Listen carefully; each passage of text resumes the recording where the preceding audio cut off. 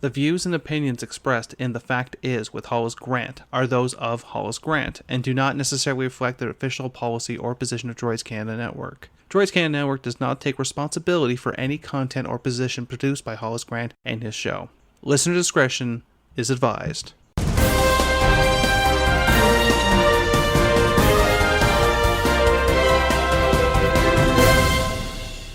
Good morning, good afternoon, and good evening. Thank you for tuning into another edition of The Fact Is. I am your host, Hollis Grant, and on today's episode, we're going to be talking about the CBC. Now, we've covered the Canadian Broadcasting Corporation on the award-winning Droids Canada Network. Of course, you can go back and listen to our past episodes on the droidscanada.com website. Of course, you can always follow us on social media, on Facebook and Twitter as well. But to get on with the Canadian Broadcasting Corporation, or the Communist Broadcasting Corporation of Canada, let's add CBCC, sounds a little bit nicer, or the mouthpiece of the Communist Party of Canada, the union-controlled, the union-funded, the voice of the Liberal Party, much like the Sputnik news organization was out of the old Soviet bloc. And it's fantastic to see some of these propaganda buildings of Eastern Europe. I've had the chance to view some of them. It's absolutely phenomenal to see the amount of money that was spent on the party and the organ, the mouthpiece of the party. Could only imagine what China is like. Of course, if you're following with recent events in China, you will know that there's protests going on. Those protests are being stopped. People are being put into COVID quarantine camps at the cost of the user or the citizen. And Apple has recently made a statement to say that they are going to help the Communist Party of Canada and stop airdrops, because word was spreading by using airdrops through iPhones. So it's the reason that Apple wants to take Twitter off of its store, because there's free speech, and in the same action doesn't support free speech because they don't want people to protest in China. But let's talk about the CBC. And is it truly biased? Is the CBC reporting what the truth is? Are they reporting it in a fair light? Are they looking at a situation and saying, let's represent all parties and discuss the issue and present all the facts with no biases? Is that possible?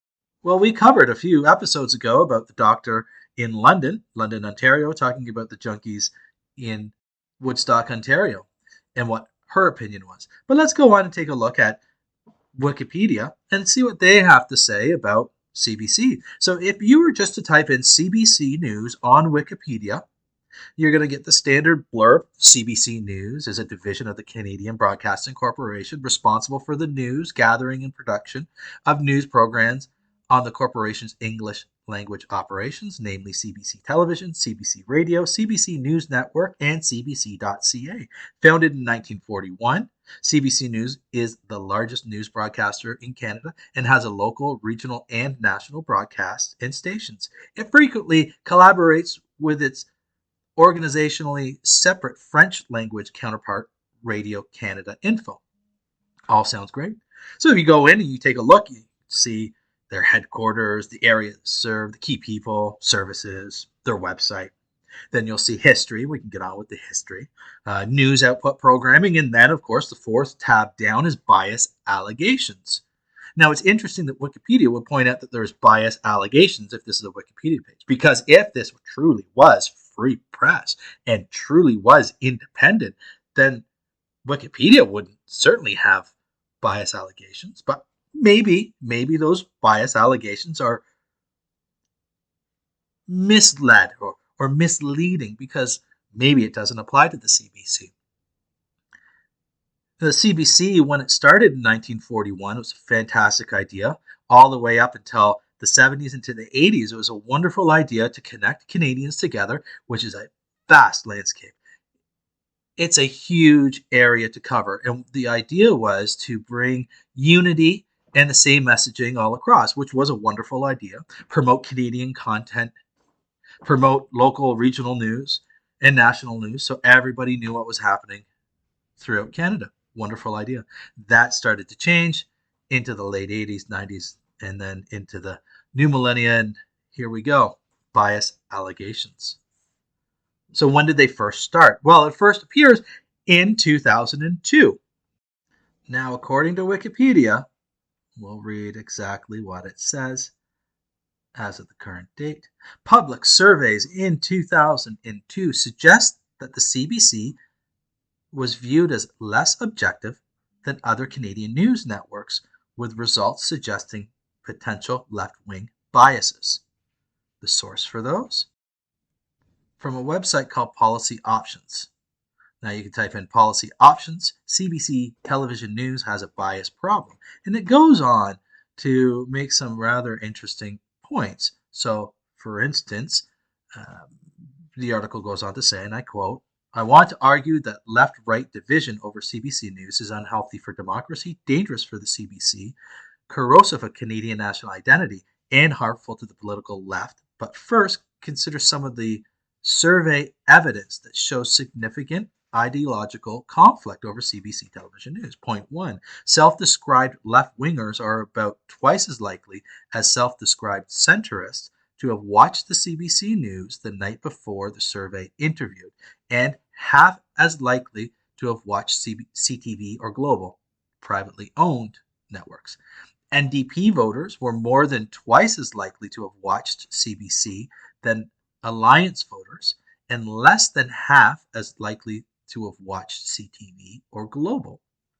Overwhelmingly, the majority of NDP voters familiar with the CBC television show Counterspin considered it objective as compared to a minority of supporters from every other party. 75% of self-described left-wingers think it is objective versus only 9% among self-described right-wingers. 34% of all respondents agree that the people who run CBC television have an unfair access to millions of taxpayer dollars so that they can promote their own political opinions and agendas. 57% among Alliance voters and 25% among New Democrats. 36% agree that CBC television news bias today leads to its giving far too much attention to street demonstrations and to radical, hostile, and international trade and globalization, and not enough objective experts. 52% among Alliance voters and only 27% among NDP supporters. Now, the Alliance supporters are traditionally a right-wing voter. And 2 more points. 36% agree that Canada should gradually cut the subsidy and get CBC television to seek voluntary donations from viewers and sponsors the way PBS does in the US. 57% of Alliance voters versus 25% NDP voters. And the last point, 66% of Alliance voters want the CBC television subsidy reduced or abolished compared to 20% of the New Democrats, while 3% of the Alliance voters want to increase it compared to 27% of the New Democrats. The New Democrats or NDP, we've covered those. Those are your left-wing people. So that was in 2002, and they actually increased funding as it went, and more funding, and now we're at record funding for the CBC.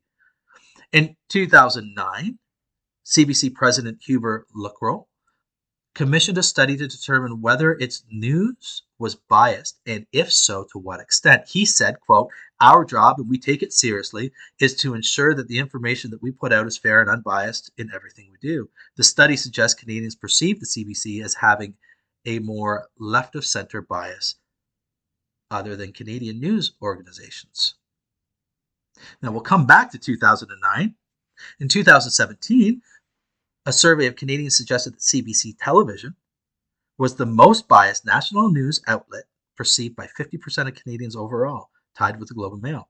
Followed closely by the CBC radio, perceived by 49% of Canadians overall.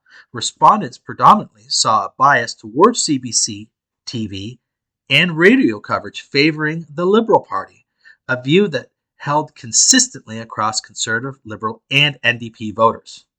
all agreed that it showed more favorable reporting for the Liberal Party. Now, to go back to the 2009, is it, well, he's talking about bias.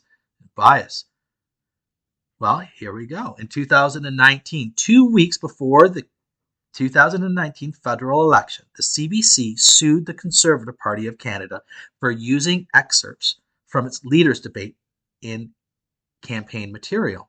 The CBC petitioned for an injunction against the party continuing to use the excerpts, as well as seeking acknowledgement from the Conservative Party and its executive director, Dustin Van Vogt, that the party had, quote, engaged in the unauthorized use of copyright protected material, end quote.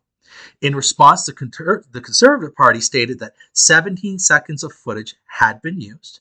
The video in question had been removed before the lawsuit was filed, and expressed, quote, grave concern that this decision was made on the eve of an election that CBC is to be covering fairly and objectively, end quote. The CBC lawsuit was dismissed in federal court. The decision that they found was that the Conservative Party's use was allowable and falls under fair dealing. So 2 weeks before, the CBC says, no, you can't use ours. They make a big stink about it.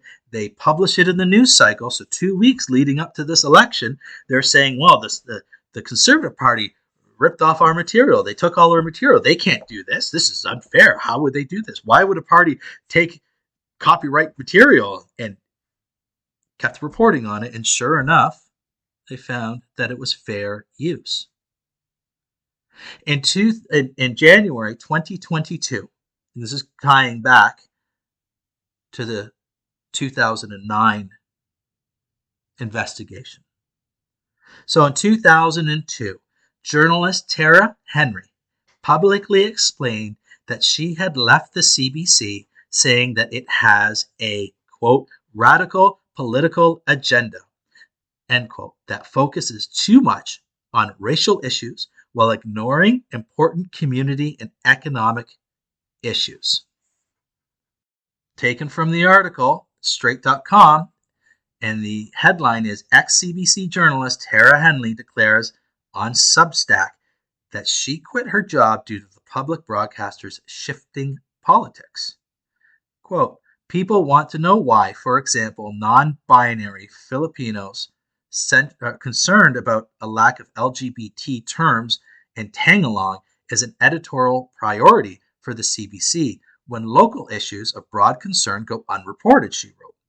Or why our pop culture radio shows coverage of the Dave Chappelle Netflix special fail to include any of the legions of fans or comics that did not find it offensive. Or why exactly taxpayers should be funding articles that scold Canadians for using words such as brainstorm and lame.